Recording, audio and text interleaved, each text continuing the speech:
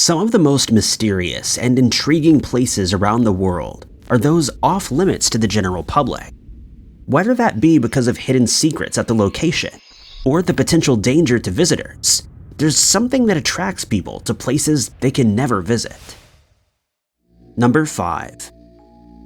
Plymouth has been the thriving heart of the island of Montserrat since colonists first arrived on the island in the 1600s. But today, it's most remarkable for being the only capital city in the world with a population of 0. Plymouth is a ghost town and entry is strictly restricted. Up until the 1990s, Plymouth was the center of Montserrat, a small island in the Caribbean. It's just 7 miles wide and 10 miles long and lies in the Lesser Antilles. The island has been in British control since Europeans began to settle in the New World, though most of the original colonists actually came from Ireland. As agriculture developed in the area, Montserrat developed a similar way to other Caribbean nations, with people from Africa being brought over to work on the farms. When independent movements took hold in the Caribbean, Montserrat didn't move to declare itself a sovereign state. Today, it remains a British overseas territory, which means it's mostly self-governing, but the UK government is responsible for defense and foreign affairs. In modern times, it became known as a luxurious getaway destination for the rich and famous. While most of the population made their living through farming, there was a growing tourism industry. Beatles producer George Martin set up a recording studio on the island, further cementing itself as a place for the wealthy to relax and enjoy themselves. Lying in the Caribbean, it's not surprising that Plymouth wasn't unfamiliar with natural disasters. In particular, hurricanes had been a problem. But after each hurricane, the island's inhabitants packed themselves up and rebuilt. The same wouldn't happen after 1997. Volcanoes likely aren't the first thing that most people think of when it comes to the Caribbean, but the area is a volatile place, and many islands lie on the edge of a tectonic plate. A plate boundary separates Cuba from Haiti, and the Lesser Antilles is actually a volcanic arc. There are 19 active volcanoes in the Caribbean, and in 1995, one rumbled into life. Soufriere Hills lies in the southern half of the island, and it stands roughly 1,000 meters above sea level. For about a decade, there's been seismic activity in the area, but it was still believed that the volcano was dormant. That changed on July 18, 1995. An eruption of steam and ash came from a structure known as English's Crater. It was a sign that magma was heating up water beneath the ground. The magma eventually breached the surface and began building a dome on top of the volcano. When that collapsed, an avalanche of mud and pyroclastic flows tumbled down the mountainside. Towns and cities on the southern half of the island were evacuated. That included Plymouth, which lies 4 kilometers west of Soufriere Hills. The island's population shrank drastically. Many realized that they wouldn't be able to return to their homes anytime soon, and relocated to neighboring islands or the UK. But some were determined to live with the volcano.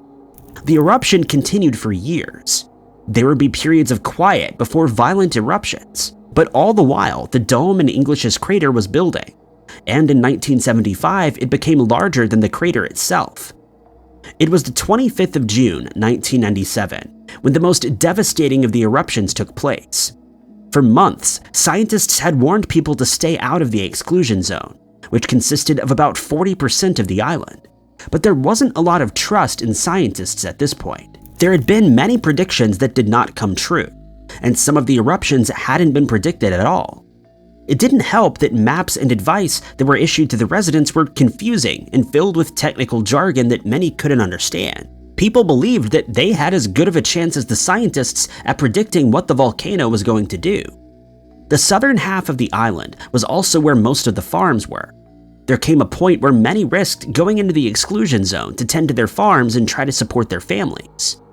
The warning of a pyroclastic flow on June 25th came too late for many of those who had ventured into the exclusion zone. The dome had breached the northern wall of English's Crater, and a column of hot air, mud, and ash raced down the slopes of the volcano. It stretched all the way to the east coast, partially engulfing the airfield. Planes that were on the runway had to scramble to get away before the destruction reached the airfield. Some managed to escape the flow, but 19 people lost their lives that day. 9 were farm workers, 2 were airport workers, and the rest were residents who had decided to try to reclaim their homes. Most of the bodies were recovered, but in some cases it was too dangerous or difficult to bring them out of the exclusion zone. Over the next few months, Plymouth and other settlements would be completely buried in ash and mud. The northern half of the island remained safe, but the ash still fell there, and the people who remained on Montserrat had to wear masks when going outside. Thankfully, nobody else passed away as a direct result of the volcano, but it changed life on Montserrat forever. From satellite images, the impact of the volcano is clear.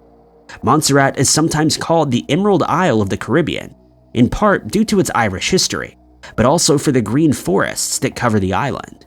Today, that forest is interrupted by 4 brown arms that reach out from the Soufriere Hills all the way to the coast. More than half the island's residents permanently left Montserrat. Over the past 25 years, the island has tried to rebuild itself, but the tourism industry almost completely ended when the volcano erupted. Not only was the airport destroyed, but many of the hotels and businesses that would have supported the industry now lie in an area that's prohibited. In recent years, there has been a change. People have come to the island to see the volcano, which is still active. At one point, it was possible to venture into the exclusion zone with a guide, but today that's deemed too dangerous. There is a lookout post outside the exclusion zone, and tours by sea allow people to get a glimpse of the destroyed island.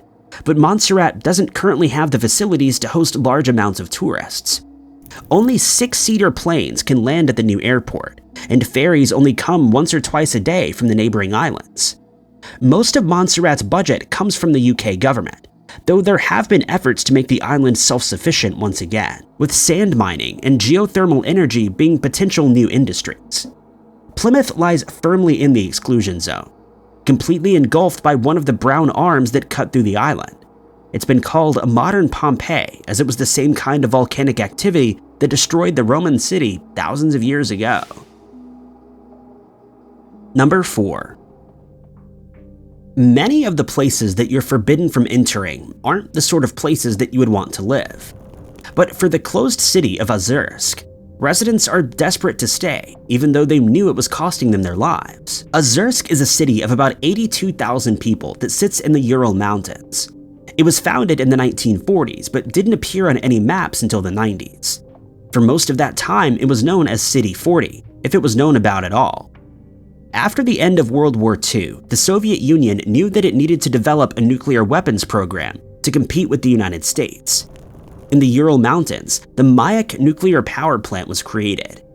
It was here that the plutonium rod for the first Soviet nuclear weapon was designed and produced, and countless more nuclear artifacts would be created in the following decades. Like in the US though, this needed to be top secret.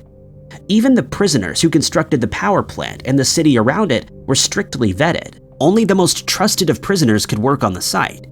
This meant no prisoners of war or political prisoners, as well as other restrictions.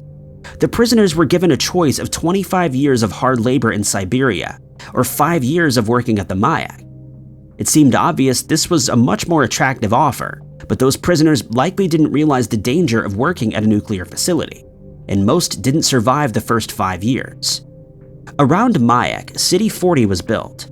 This was initially just to house the scientists that would be working on the plant.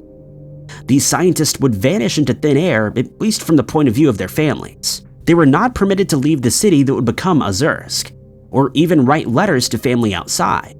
At first, living conditions inside the city were hard, but things began to change after Nikita Khrushchev took over the leadership of the Soviet Union. Similar secret towns had existed around nuclear facilities in the US. Citizens knew about the top secret work that was going on, but there were warnings not to tell anybody and not to talk about it. But there was one major difference between the US towns and places like Azersk. While both sets of citizens believed that they were fighting for what was right, in the Soviet Union, these scientists and other citizens would be surrounded by proof that things were not going well. There were food shortages, low wages, and low standards of living. To make sure that citizens of Azersk and other closed cities were loyal to the cause, they became a paradise. Modern, spacious apartment buildings were constructed. Trees lined picturesque streets. Recreational facilities were built and a whole community developed inside the closed city. The citizens here believed themselves to be the chosen ones of the Soviet Union, and they were afforded a good quality of life. Luxury items like cars and household appliances were available, as well as exotic foods like bananas. People living in Azersk had a higher life expectancy than those outside. Crime and homelessness were non-existent, and it seemed like a utopia. It remains that way today. The Soviet Union fell, the existence of places like Azersk became known to the outside world, and Mayak stopped producing nuclear weapons. But Azersk remained the same picturesque town, still cut off from the outside world, and the people inside like it that way. Today, the people of Azersk are permitted to leave and come back. They can leave permanently if they wish, but few do. They still see themselves as being in an envious position, living in a beautiful place with no poverty, with good schools and security. The barbed wire fence that surrounds Azersk isn't to keep them in, but to keep others out. Today, non-residents must still get approval from the FSB, Russia's secret police. Approval doesn't come easy, even to people with relatives who live in the city. Filming is strictly prohibited, though photos have emerged that show Azersk's idyllic streets and scenery. But the photos show something else too. Trees twisted in unnatural ways, losing all their leaves in the spring for no obvious reason. And that's because Azersk is possibly the most polluted place on the planet. On September 29, 1957, a disaster struck the Mayak nuclear facility. The cooling system of an underground storage facility for nuclear waste had malfunctioned. The facility overheated and erupted, sending radioactive waste around the surrounding areas. Radioactive material was spread over an area of 20,000 square kilometers. The area would become known as the East Ural Radioactive Trace. Many villages were evacuated. Farmers were ordered to destroy livestock and their crops. No reason was given, but it wasn't hard for them to piece together what had happened. Azersk wasn't evacuated, but took in the fallout. It was the most devastating nuclear disaster until Chernobyl, and remains the third worst nuclear disaster to date. For decades, the disaster was kept a secret from those who didn't live nearby. The CIA was aware of the incident, but the rest of the West didn't know about Mayak or the disaster until a Soviet defector told the world in 1976. Even then, US scientists and intelligence officers tried to downplay the extent of the disaster, not wanting American citizens to begin to fear for their own nuclear facilities. If it had only been the 1957 disaster, life in Azersk may not have been too bad. But it was not one big event that condemned the city as the graveyard of the Earth. For a decade, nuclear waste was mismanaged from the facility and pumped directly into a river which eventually fed into the Arctic Ocean. After the disaster, the facility moved to pump its waste into shallow lakes that dotted the area. Lake Karachay was one such lake and possibly the most deadly lake in the world. From 1951 onward, it was used for dumping nuclear waste that could not be stored in underground storage facilities. It became so contaminated that it became known to locals as Plutonium Lake. In 1967, a drought meant the lake dried up, exposing sediments contaminated with nuclear waste to the wind. Today, the lakes have been completely infilled, but there remains a large amount of toxins in the area. The facility itself is still operational, though now it does not create nuclear weapons. Instead, the Mayak plant's main focus is processing nuclear waste and recycling nuclear material from decommissioned weapons. Number 3. Between 1948 and 1958, the United States conducted 43 nuclear tests on and around the Rouge Atoll in the Pacific Ocean. It left behind a huge amount of radiation, much of which is today stored on Runit Island.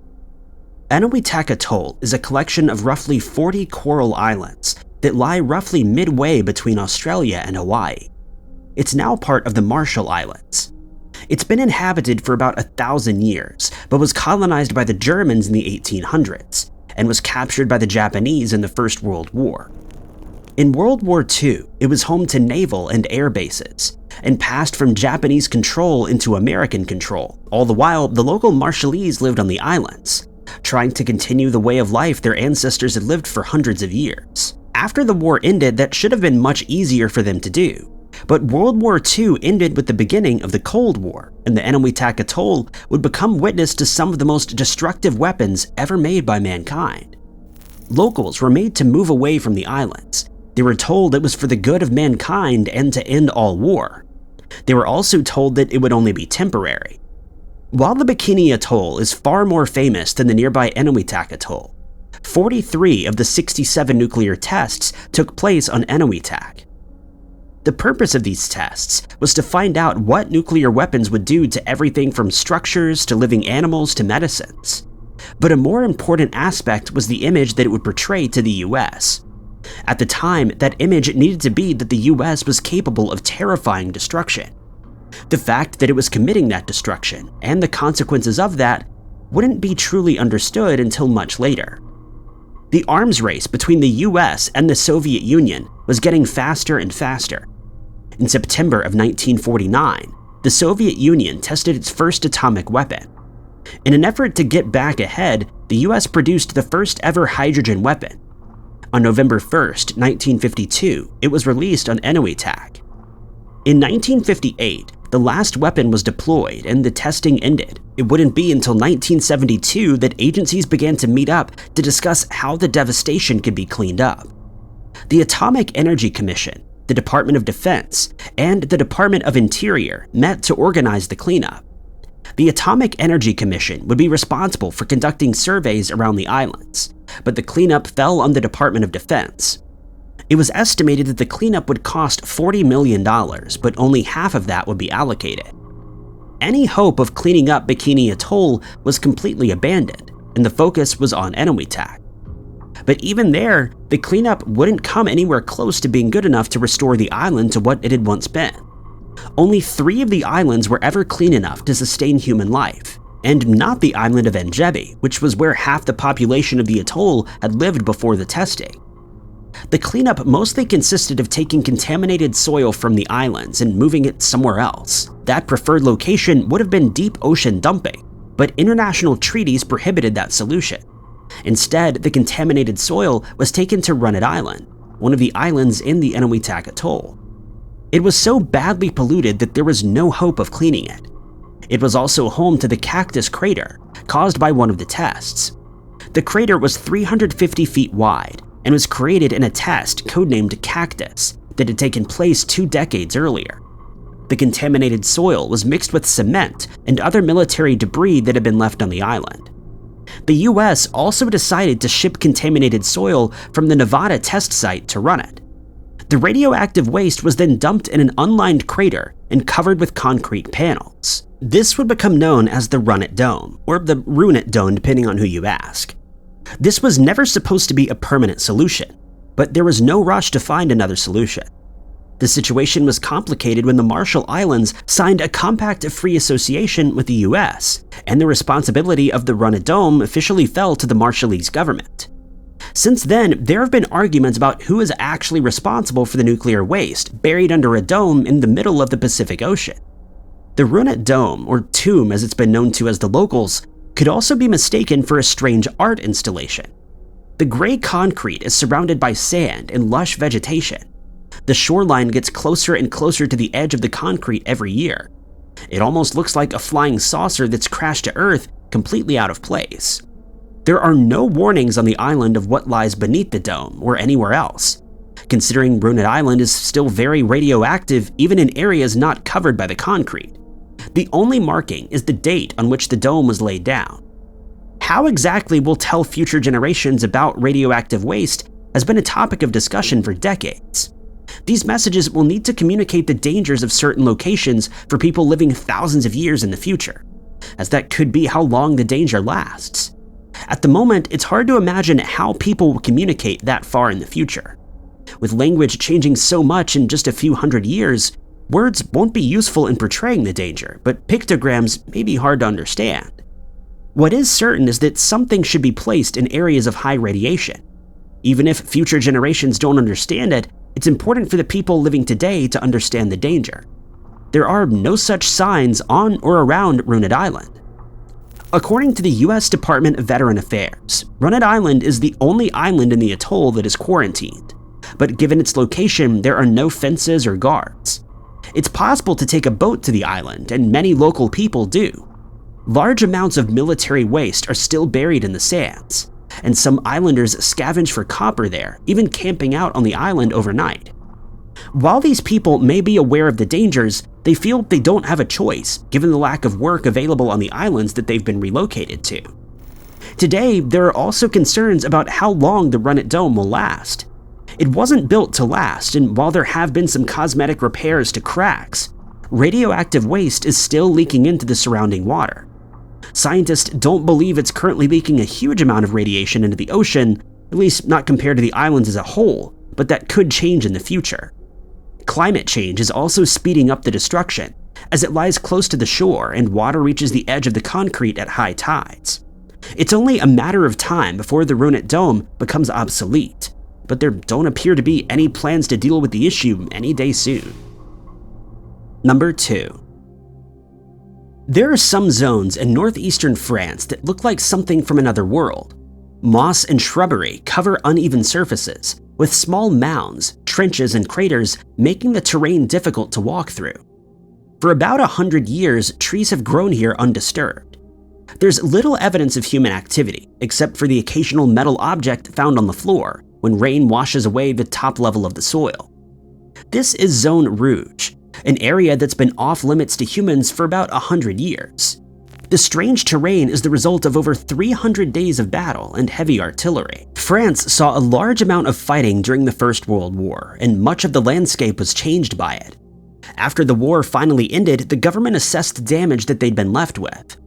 Battlefields were split into 3 different zones. The green zone had minimal damage.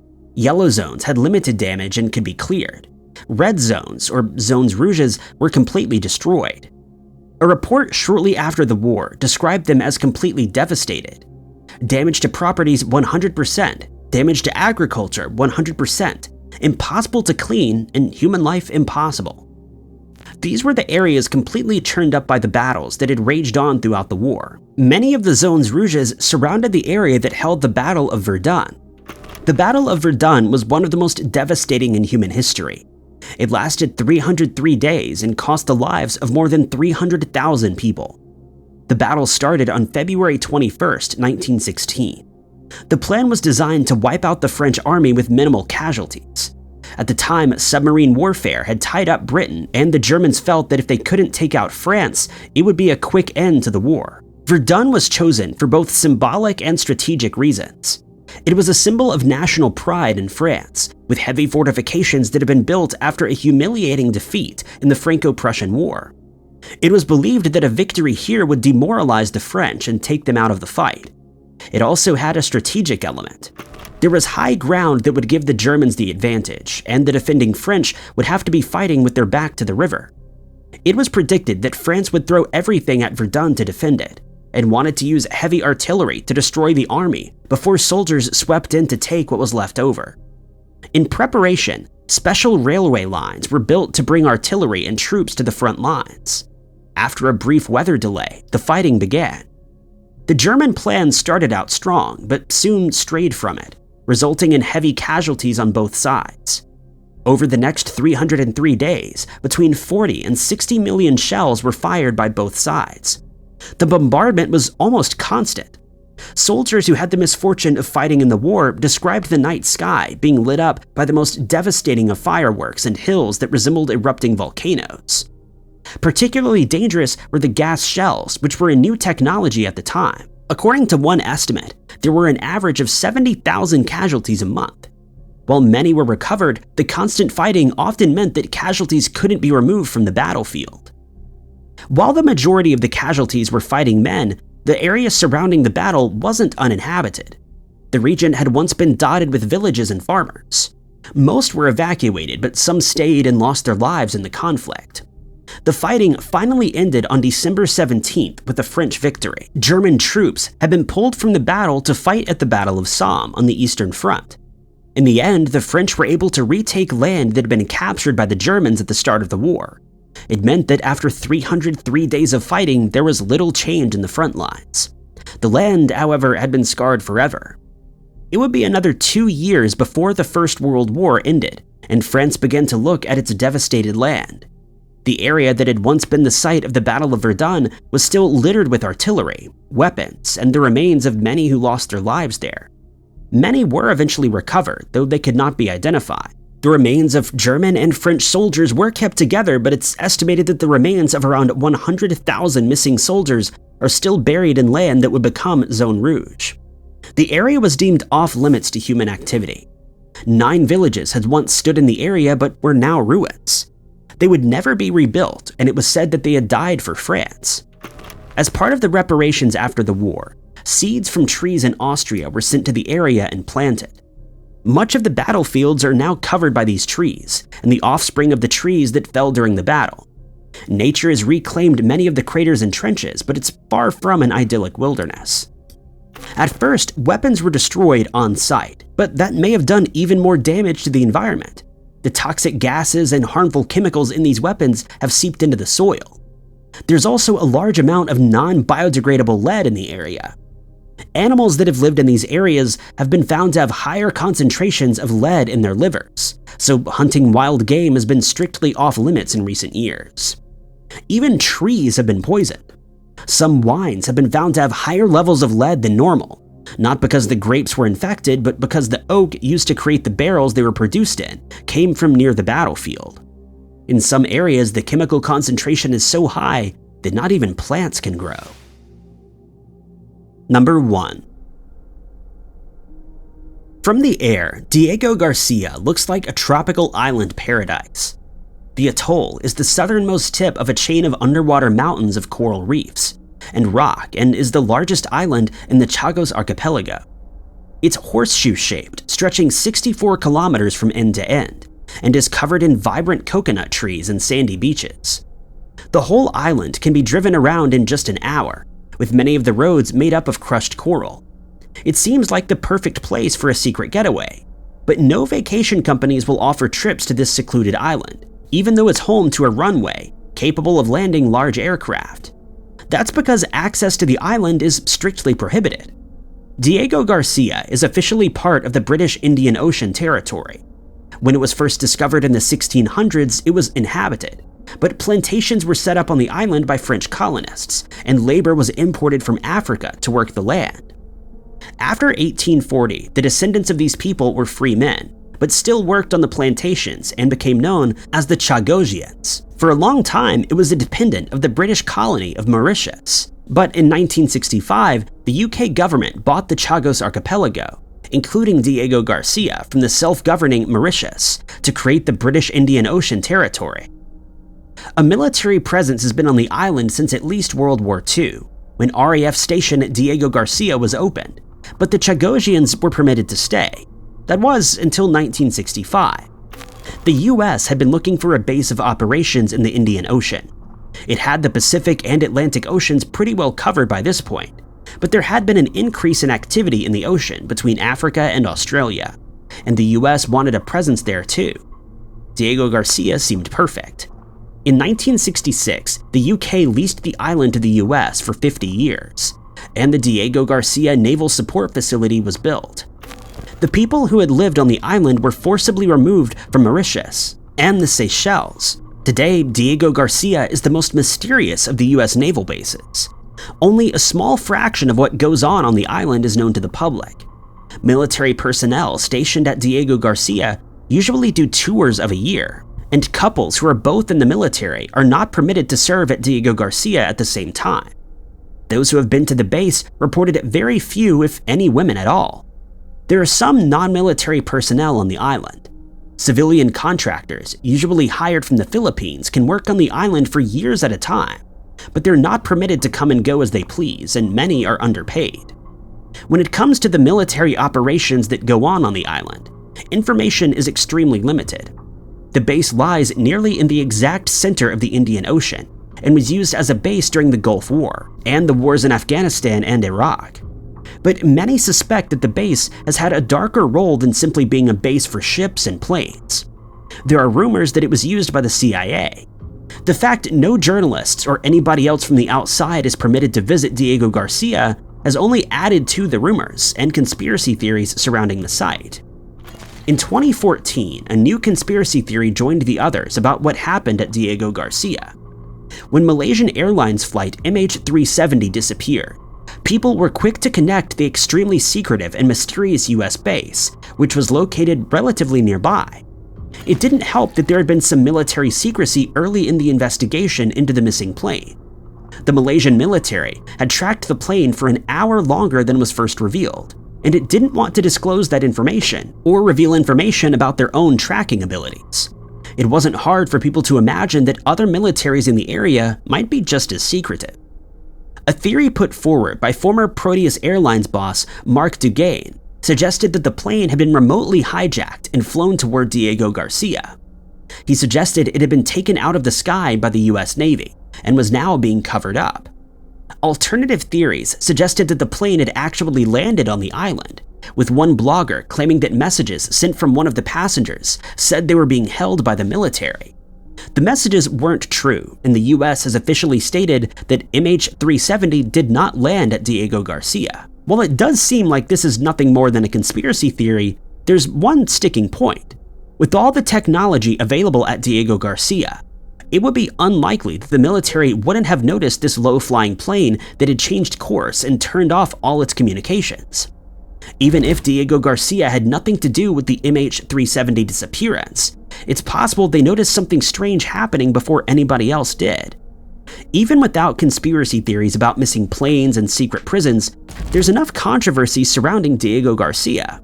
The Chagosian people and their descendants have campaigned to be allowed to return to their homes. The entire Chagos archipelago was depopulated, as well as the island of Diego Garcia. There have been arguments made that there's no reason why the Chagosians can't return to the rest of the Chagos archipelago. And even the east side of the island could be used by civilians, even with the US Navy base, which occupies most of the western half of the horseshoe. However, even this hasn't been allowed. In 2016, the UK rejected appeals from the Chagosians and various humanitarian organizations and extended the lease to the US for another 20 years. The Diego Garcia Naval Support Facility will remain on the island until at least 2036. It's possible that after that point, some of the mysteries of the island may be revealed, but it seems more likely that Diego Garcia will remain off limits for the foreseeable future, an island paradise that will remain a mystery for decades to come. Thank you guys so much for watching. If you liked this video, be sure to hit that like button. Also, don't forget to subscribe and click that notification bell to keep up to date with all of our future uploads. But my name is Ty Knotts, and I'll catch you guys in the next video.